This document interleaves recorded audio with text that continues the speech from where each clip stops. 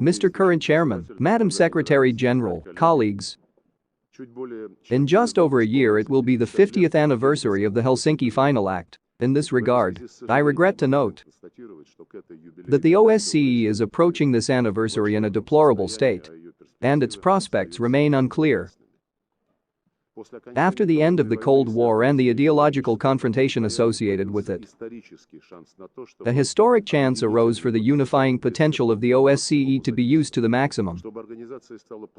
For this organization to become a platform for the broadest pan-European cooperation. A central element in the formation of an inclusive architecture in Europe and the Euro-Atlantic equal and indivisible security in all three dimensions. As part of the military-political basket, the participating states adopted a number of fundamental documents aimed at creating a Europe without dividing lines, in the broadest sense of the term, and also stipulating the inadmissibility of strengthening their own security at the expense of the security of others. These include the Charter of Paris for a New Europe of 1990, the Charter for European Security of 1999, and the Astana Declaration of 2010. For its part,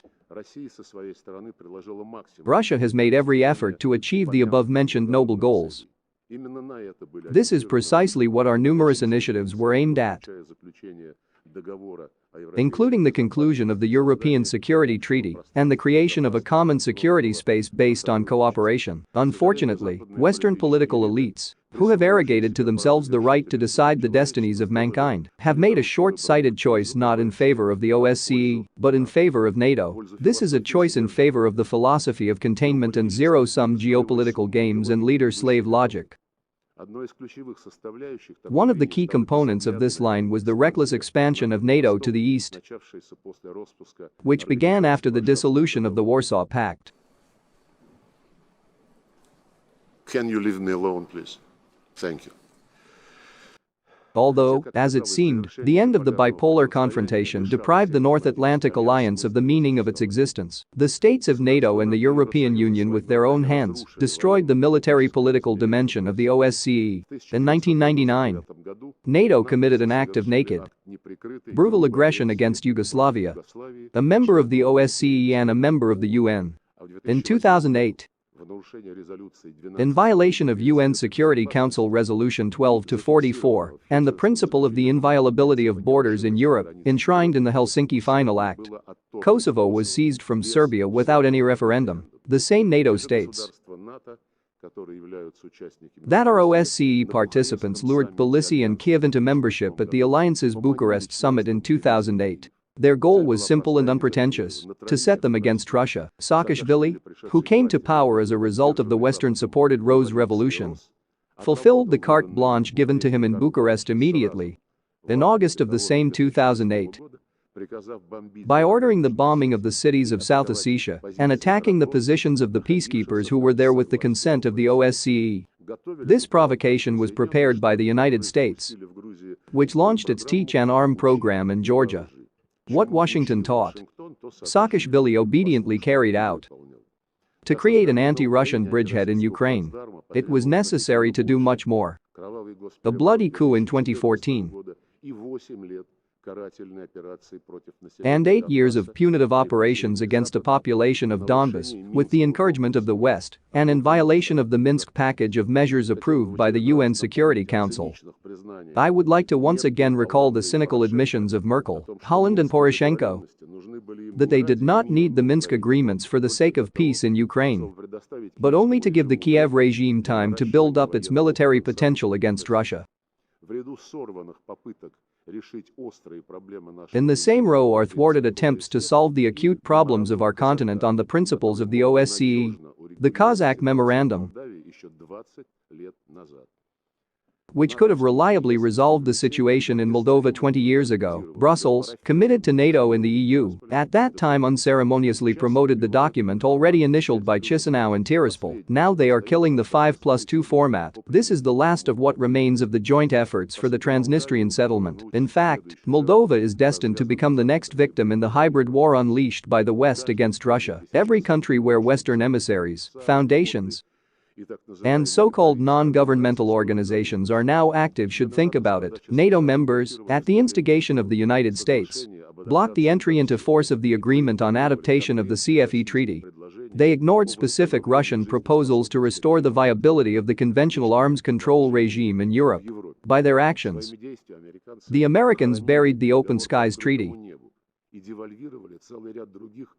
And they also devalued a number of other fundamental documents aimed at strengthening mutual trust in the field of security. The true intentions of Western politicians were once again revealed when Washington and Brussels rejected proposals put forward by Russia in December 2021 for legally binding security guarantees in Europe. They didn't even want to talk to us.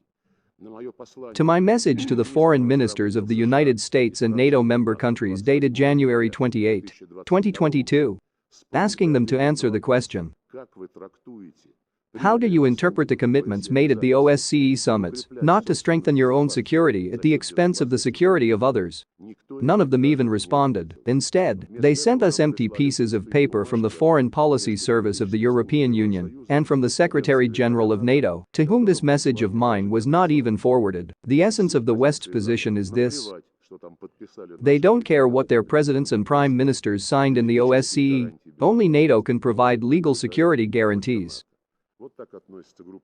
This is how a group of countries led by an exceptional power treat our organization, which they clearly no longer respect. The situation in the second OSCE basket is no less sad. In an effort to bring down the Russian economy, the United States and its European satellites imposed thousands of sanctions against Russia, thereby putting an end to broad practical cooperation between East and West in our once common region. The Kiev regime is an investment by Washington in its selfish interests of containing Russia and solving its own problems at the expense of others, including the elimination of economic competitors, primarily in the person of the European Union. Despite everything, the EU continues to dutifully play its unenviable role, bearing the brunt of the consequences of the US-Ukrainian adventure and humbly abandoning the forms of economic partnership that have ensured the prosperity of the European Union for decades. The impression is that the EU has abandoned the original goals of its creators to improve the welfare of the citizens of its member countries, and it has turned, largely thanks to the efforts of the Brussels bureaucracy, into an aggressive geopolitical project. Speaking about the fate of the OSCE, one cannot help but dwell on the human dimension. This basket is filled with a large set of obligations. I will emphasize this especially, addressed to all participating countries. However, here too the problem of equality and objectivity arises. The author, without any rules or procedures, focused its work exclusively on countries east of Vienna. OSCE observers go to elections with conclusions prepared in advance. At the same time, the author turns a blind eye to numerous human rights violations in the West. The Moscow mechanism with engaged experts is also diligently fulfilling the political order. The representative on freedom of the media is silent when non-Western media are subject to repression. For many years now we have been unable to agree on the agenda of the Human Dimension Review meeting, including due to the fact that some delegations persistently prevent the inclusion of the issue of neo-Nazism in it, and this despite the fact that in Europe, primarily in Ukraine and the Baltic states, there is a surge in Nazi ideology and practice, and other forms of racial and religious intolerance. They praise Hitler's collaborators. They demolish monuments to liberating soldiers. They enshrine these criminal acts in law. The neo-Nazi regime ruling in Kiev has surpassed even the Baltic countries in its actions to legally eradicate everything Russian. The very existence of Russians is denied. Their decisive contribution to the history of Ukraine is denied. They prohibit people from communicating, reading and studying in their native language, and from having access to Russian language media and culture. There are plenty of facts, but the OSCE and its specialized institutions are silent. They were silent even when the Kiev regime made exceptions from the openly discriminatory legislation on the so-called state language only for the languages of the European Union and not for the Russian language. Moreover, enlightened Brussels remained silent and did not speak out in any way about the need to respect numerous conventions of the UN, UNESCO, and the Council of Europe, guaranteeing equal rights to all national minorities. The other day, chairman of the Verkhovna Rada Stefanchuk, without blinking an eye, declared that there are no Russian minorities in Ukraine and there cannot be. This quote, apparently, the head of the Ukrainian parliament never read the following text. I quote, "The free development and protection of Russian and other languages of national minorities is guaranteed. The state promotes the consolidation of the nation, the development of its historical identity, traditions and culture, linguistic and religious identity of all national minorities. Narrowing the content of rights and freedoms is not allowed. There can be no privileges or restrictions based on race, political, religious or other beliefs. The right to study in one's native language is guaranteed." End of quote. This is only a small part of the current constitution of Ukraine, which no one has repealed and on which Zelensky, and before him Poroshenko, took the oath to the applause of the West. But everyone is silent again. The OSCE, the Venice Commission, the European Union, and the United States, not noticing the violation of the fundamental law of Ukraine. Under the silence and with the encouragement of the West, the Kiev regime launched a disgusting campaign against the Ukrainian Orthodox Church, including the seizure of churches, persecution of believers, and physical reprisals against clergy. I draw special attention to the fact that all these crimes against human rights began not in February 2022, but immediately after the bloody coup in February 2014, when neo-Nazis seized power, tearing up the settlement agreement signed the day before under the guarantees of Germany, Poland and France, who quickly came to terms with this humiliation. Against this background, the incantations of the Brussels leaders that Zelensky defends European values in all his actions are striking in their cynicism. Now they also want to quickly open the doors to the European Union for the Kiev regime, as they say. They accept the Nazi regime out of turn. That's shameful. The question arises, why do we need flawed human rights institutions that are turning into tools of those who have set a course for privatizing the secretariats of international organizations to suit their needs? What interests of pan-European security and cooperation does such an OSCE serve? The current situation is a direct consequence of our Western neighbors' persistent attempts to ensure their dominance,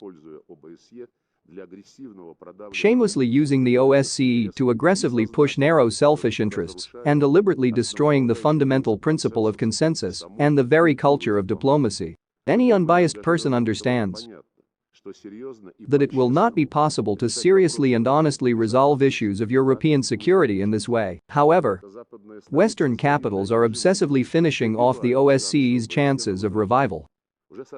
They have already created the European political community without Russia and without Belarus. Thus, another dividing line has been drawn on our continent, destroying the OSCE space. The initiators of this venture should think carefully about how their brainchild relates to those noble ideals that guided the founding fathers of the Helsinki process, but also the authors of the Charter of Paris for a New Europe. Colleagues, traditionally, it is customary to end speeches at our meetings on an optimistic, positive note. However, there is no particular reason for optimism now. In essence, they are turning the OSCE into an appendage of NATO and the European Union. Let's face it, this organization is on the brink of an abyss. A simple question arises. Does it make sense to invest efforts in reviving it?